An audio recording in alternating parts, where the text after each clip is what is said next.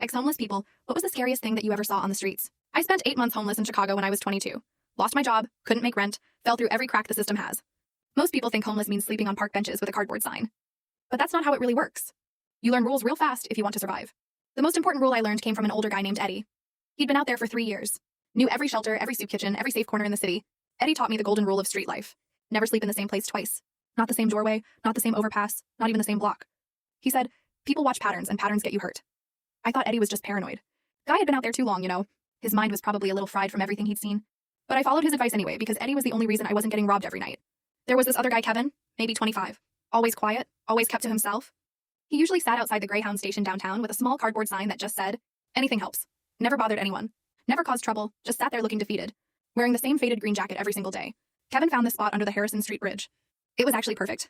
Covered from rain, hidden from most foot traffic, close enough to the 24-hour gas station that you felt somewhat safe. For about 10 days straight, Kevin slept in that exact same corner every night. Same time, same spot, same routine. On the 10th night, I was across the street with Eddie, sharing a can of cold ravioli by a trash barrel fire. It was February, freezing cold, and we were wrapped in every piece of clothing we owned. Around 2 in the morning, I saw 3 guys in dark hoodies walking slowly down the street toward Kevin's bridge. I didn't think much about it at first. People walk around at night, but then they stopped about 50 ft from the bridge and started looking around, checking if anyone was watching. One of them pulled something long and metal from inside his jacket. It was a crowbar. Eddie grabbed my arm and pulled me down behind the barrel. Don't move, he whispered. Don't make a sound. The 3 guys walked right up to where Kevin was sleeping.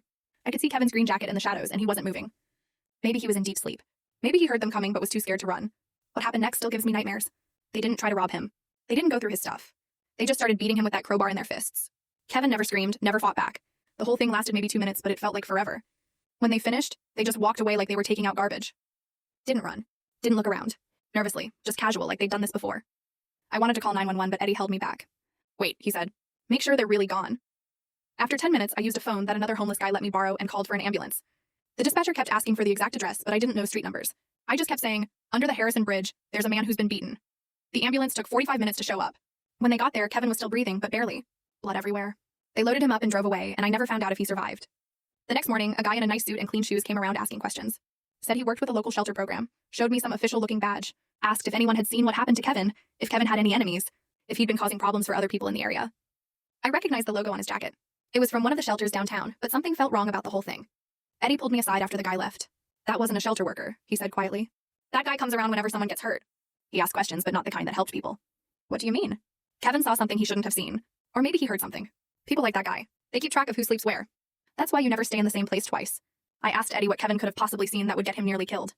Eddie just shook his head and said, things happen at night. Things that important people don't want anyone talking about. 2 weeks later, I managed to get into a program that helped me find work and housing. I never saw Kevin again. Never found out if he made it.